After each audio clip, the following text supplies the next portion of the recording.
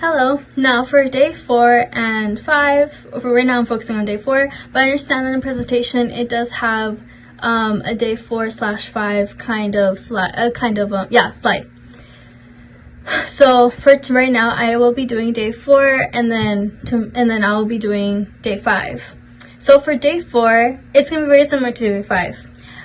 But for day 4, I kind of want to share my experience with these type of issues, and I guess be able to, share wisdom or some idea related to that. Now, going back to the beginning of the presentation, when I first started policy debate, it wasn't as memorable. Mostly because I was on a computer online and it wasn't as much fun as going to an actual competition versus other schools.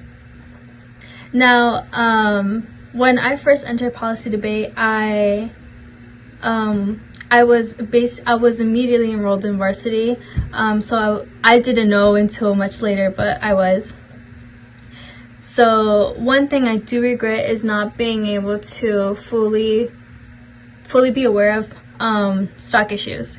Like I said on day 3, stock issues are a very important thing to be mindful of, because when you know them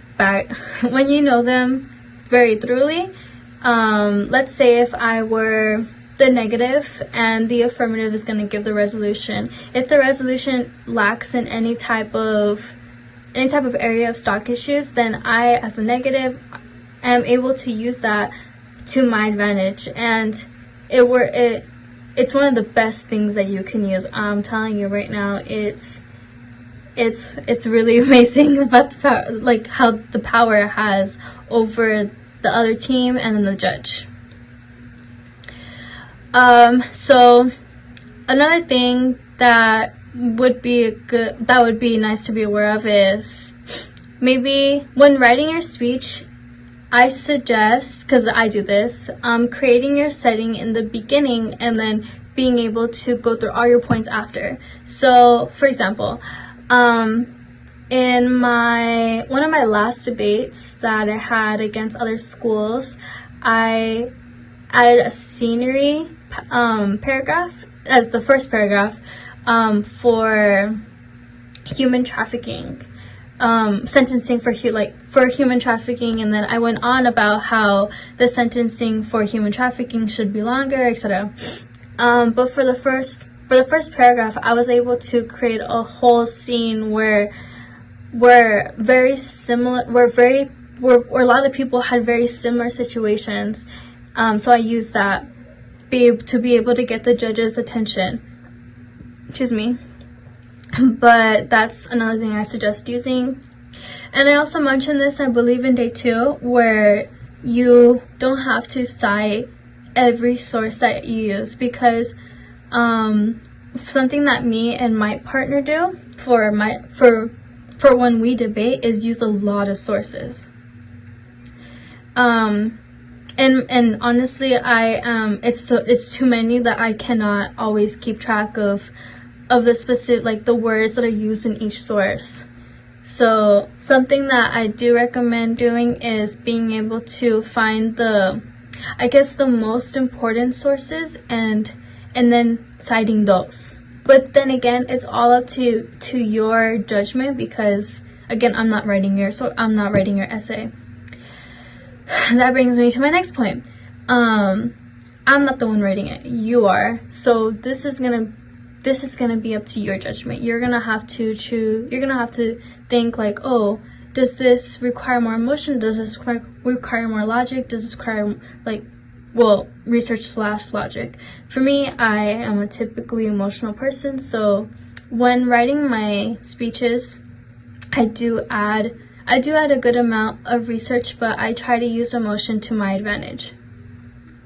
So, like I said with the scenery paragraph that I added in the beginning, that was supposed to be more of an emotional appeal. And then after I cited my evidence, I would kind of end off with an idea of how unjust this is. So get back with the human trafficking example. That's exactly what I did.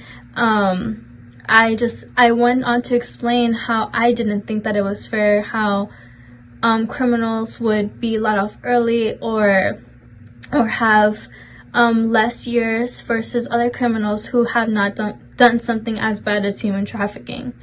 So that's my those are my suggestions. Thank you.